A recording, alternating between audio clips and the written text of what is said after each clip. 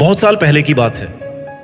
एक लड़का था, न उसका नाम किसी को याद था, न चेहरा किसी को खास लगा करता था। वो एक ऐसे कोने में जन्मा था जहां जिंदगी का मतलब सिर्फ जिंदा रहना होता था। वो घर नहीं, एक टूटी फूटी झोपड़ी में रहता था। छत टपकती थी, दीवारें मिट्टी की थीं और जमीन पर बिछी चटाई भी इतनी पुरानी थी कि उससे ज्यादा पुराने तो केवल उसके घाव थे। एक मां के अलावा उसका इस दुनिया में कोई नहीं था, क्योंकि उसके पापा की हाल ही में बीमारी और गरीबी की वजह से मौत हो गई थी। उसके घर में ना बिजली थी ना पानी। गर्मियों में बदन पसीने से चिपचिपा रहता और सर्दियों में वो कांपता हुआ सोता था, अखबार की कुछ पुरानी चादरों को ओढ़कर। खाने के नाम पर अगर एक सूखी रोटी और थोड़ी सी चटनी मिल जाए तो उसे त्योहार जैसा लगता था। कई बार तो खाली पेट ही स्कूल चला जाता।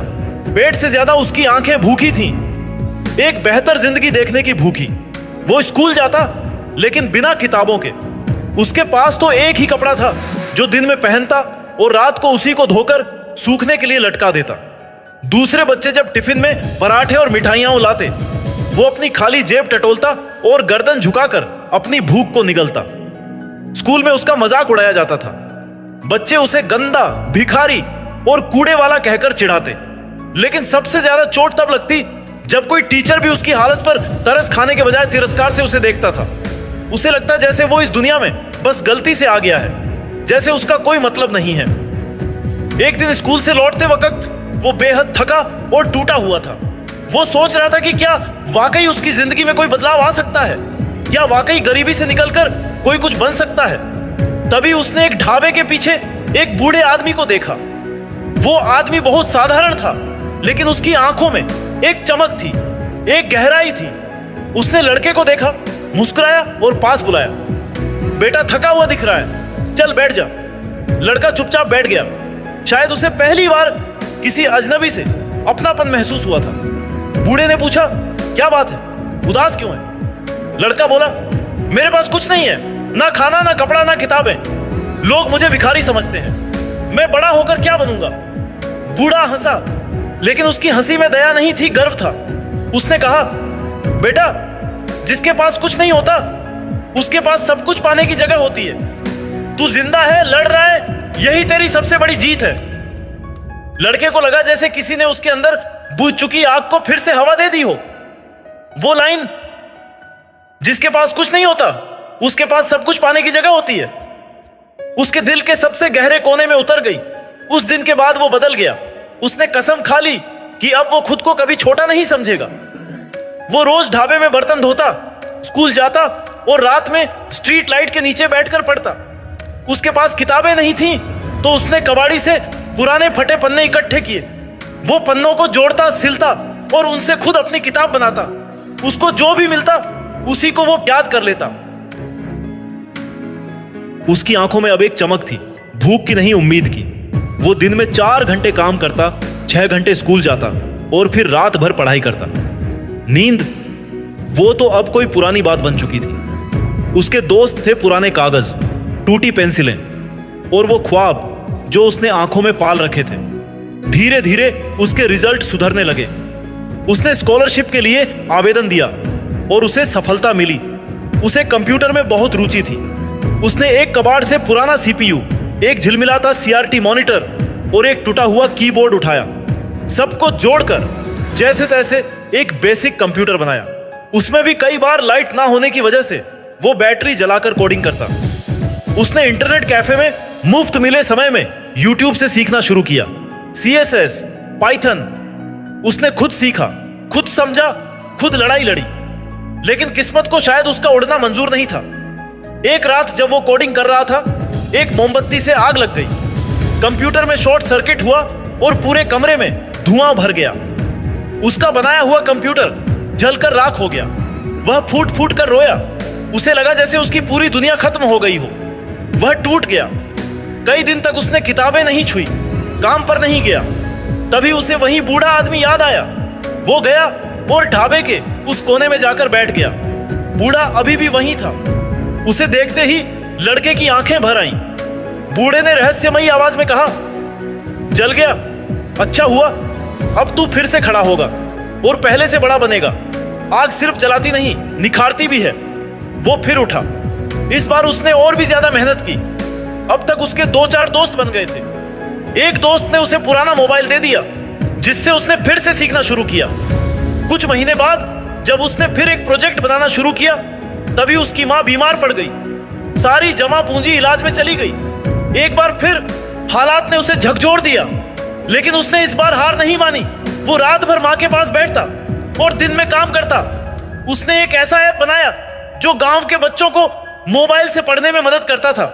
इसी दौरान किसी देश से एक बड़ी कंपनी का एनजीओ उसके टाउन में आ रखा था।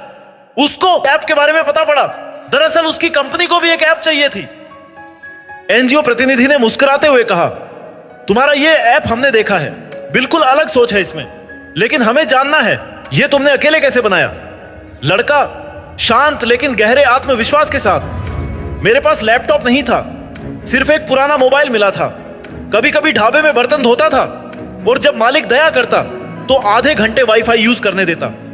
रात को मोबाइल की टॉर्च जला के कोड लिखता था, मां के पास बैठकर। वो बीमार थी, लेकिन मेरी हर रात की थकावट के आगे एक मुस्कान दे देती थी।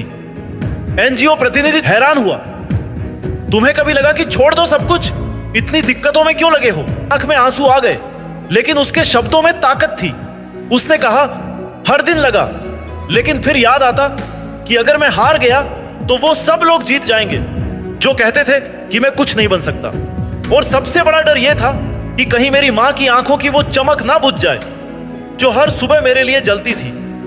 एनजीओ प्रतिनिधि धीरे से कुर्सी से उठते हुए, तुम्हारी मेहनत हम कागज पर नहीं, तुम्हारी आंखों में देख सकते हैं। तुमने संसाधनों के बिना जो किया है वो कई लोग लाखों रुपए में भी नहीं कर पाते। हम तुम्हारे इस ऐप को फंड करेंगे और तुम्हारी शिक्षा की पूरी जिम्मेदारी हमारी होगी। लड़का आश्चर्यचकित रुकते हुए बोलता है, मैं बस चाहता था कि कोई मुझ पर भरोसा करे, और आप वो पहले इंसान हैं जो मेरी मेहनत को देखकर मुझे पहचान रहे हैं। ये मेरे लिए कोई सौदा नहीं, ये मेरे बचपन की जीत है। एनजीओ प्रतिनिधि हाथ मिलाते हुए, आज से हमारी कंपनी और आप पार्टनर हैं। वो लड़का जो एक समय 2 वक्त की रोटी को तरसता था, अब करोड़पति था। इतनी बड़ी डील उस शहर में कभी नहीं हुई थी, लेकिन उसने पैसा अपने ऊपर नहीं उड़ाया।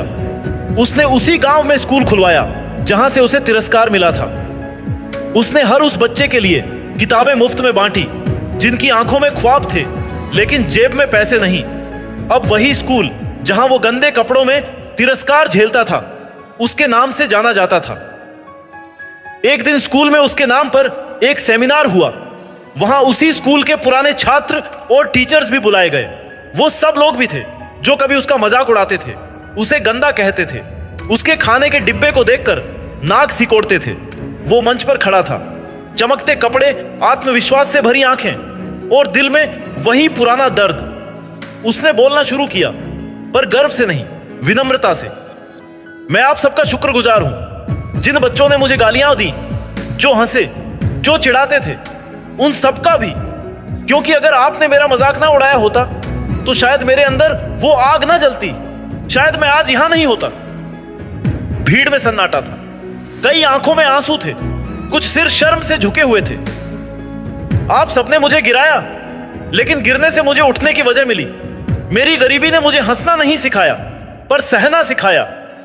आज मैं जो भी हूं वो सिर्फ मेरी मेहनत से नहीं, आपके अपमान से भी हूं। तालियां इतने जोर से बजी जितनी उस शहर में बरसों से नहीं बजी थी। सबकी आंखें भीगी हुई थीं। हर व्यक्ति जोर से ताली बजा रहा था और सबसे अगली पंक्ति में उसकी मां भी बैठी थी, जो ताली नहीं बल्कि खुद के खुशी के आंसू पूछ रही थी और अपने बेटे पर गर्व कर रही थी। ये जीत सिर्फ उस लड़के की नहीं थी, ये एक सोच की जीत थी। ये उन सबके लिए आईना थी जो किसी को कमजोर समझते हैं। आज वो लड़का लोगों को पैसे नहीं, सोच बांटता है। वो सिखाता है कि जिन लोगों ने तुम्हें तोड़ा उनके लिए भी शुक्रगुजार रहो, क्योंकि वो तुम्हारा इम्तिहान नहीं, निर्माण कर रहे हैं। दोस्तों, जिंदगी हमें अक्सर उस मोड़ पर लाकर खड़ा करती है जहां हर दिशा धुंधली लगती है। खासकर जब आप गरीब होते हैं तो ये धुंध और भी घनी होती है। हर दिन एक नई जंग, हर सुबह एक नया इम्तिहान। लेकिन यही हालात इंसान को या तो तोड़ देते हैं या उसे बना देते हैं। उस लड़के की कहानी सिर्फ संघर्ष की नहीं, सोच की ताकत की कहानी है। उसके पास साधन नहीं थे, लेकिन संकल्प था। उसकी जेब खाली थी, पर दिल ख्वाबों से भरा था। वो जानता था कि हालात उसके खिलाफ हैं, लेकिन उसने हालात से लड़ना नहीं छोड़ा। उसने भूख को धैर्य में बदला, तिरस्कार को तपस्या में और आंसुओं को आत्मबल में।